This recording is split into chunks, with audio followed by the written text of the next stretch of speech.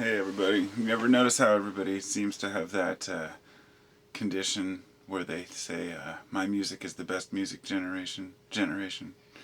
Every generation is like that. My music generation was the best. When I was younger, I thought, man, I wish I was born in the 50s. So I grew up in the 60s and 70s with the music back then. But if I had, then I never would have grown so attached to the 80s and 90s music. And I was just in the house listening to Twisted Sister come out and play. And it's like, that album was great. Back in the 80s, in like 87, 88, I had a turntable. I mean, this was back before turntables had gone out of style, where they still put them in the tops of the little stereos that they'd sell, the little sound design stereo kits, and all the 80s kids had them. And they were like a wannabe tower stereo, maybe 3 or 4 feet tall, just pretty much made of flimsy ass cardboard. And but they had a record player with a needle, and you could still buy records in the store back then. And they were definitely being phased out by tapes, but there was still a bin of records, and they were always on sale. So I got Twisted Sister, I had like Rat and Wasp and Iron Maiden, that kind of stuff. And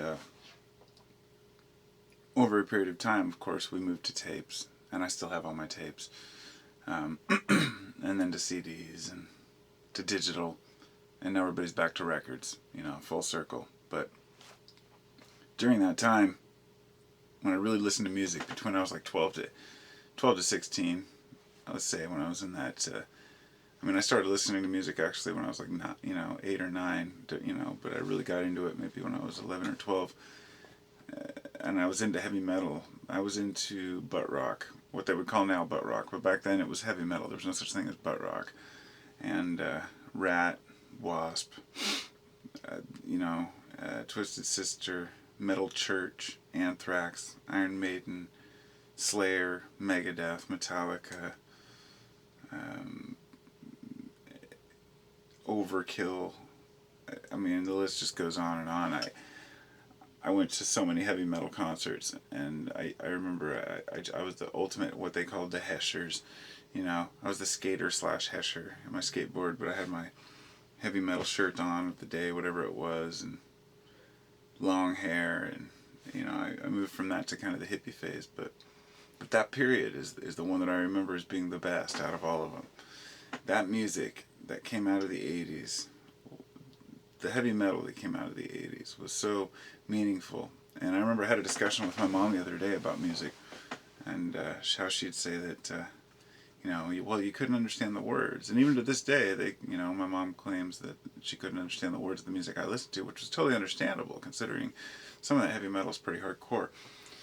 But often you find the same problem today with people trying to understand rap and lyrics of hip-hop and whatnot. But I still have that kind of that, I keep up on the terminology, so I can understand at least, what people are saying.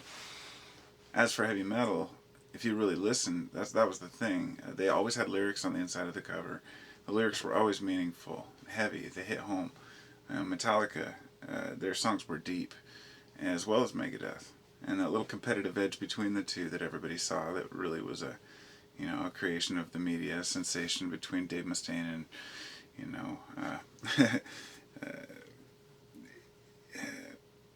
Dave Mustaine and, I don't know why I can't remember his name. Dave, yeah, whatever. Anyway, so they got in these, supposed debates because, Mustaine was kicked out of Metallica, and the little dramas were small back then. It wasn't, people weren't threatening each other. There was actually like, what happens after some of the modern music, like rap kicked in, and then they get the Biggie Smalls thing going on, all that sensationalism between Biggie and Tupac, but somebody pointed something out in a documentary I watched about 80s rock. They said it was fun. They had fun. They did fun stuff. It wasn't about an image as much as it was just about having a good time. But we see it differently. Folks who weren't there, who didn't really see and understand the music. They see the big hair and the makeup on the guys and the girly clothes. Like Twisted Sister is a perfect example of that. And they were some nasty looking dudes. What about Motley Crue? Loved those guys, or did, you know. Anything after the 90s, or even after the 80s, is pretty much garbage for a lot of those 80s rock bands, but they had their heyday, from the early 80s up until, 92. And even before the 80s, we had Sabbath. I loved Black Sabbath.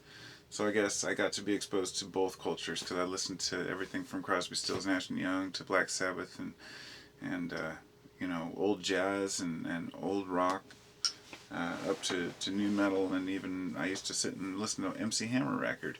I mean, can't touch this, I listened to that over and over when I was like 12, 13. I had those big old pants, I wore those pants to school. I had like white sneakers, then these big fat whatever they called. They weren't parachute pants. They were just the big, huge baggy pants that were like the cheap cloth, and they were like bright orange and yellow, like fluorescent, with some crazy unmatching shirt and then a blue hat backwards with my long hair coming out the back like a mullet. And that was cool. That was cool. It was all right. Oh, you could even fold your pants up, roll them up your socks that far from your shoes, and it was still cool. And in fact, you were cooler. But anyway, it was all fun. That was the whole thing. It was a bunch of bright colors and flashy fun, but in reality, the music was real, and the emotion behind the music was real, and the feelings that went into the lyrics were true. And there's still a lot of good music out there, don't get me wrong. But as far as rock and roll, good fun pop metal, it's just over. Those were the days. Smoking in the boys' room, listening to Motley Crue and Home Sweet Home and the Headbangers Ball. Oh man, the Headbangers Ball was awesome. Every Saturday night, every husher would just wait for Saturday night, like 11, I think, 11:30 or whatever. It would come on, and it was on MTV back when they had music, and they'd play heavy metal for like 2 or 3 hours. It was phenomenal. Great stuff. So that's all. There's good music in the 80s, and those butt rock bands, dude, we owe a lot to them for so many of the samples and clips that people use today and all the music. I mean, those were some good times. So praise the 80s. Rock on.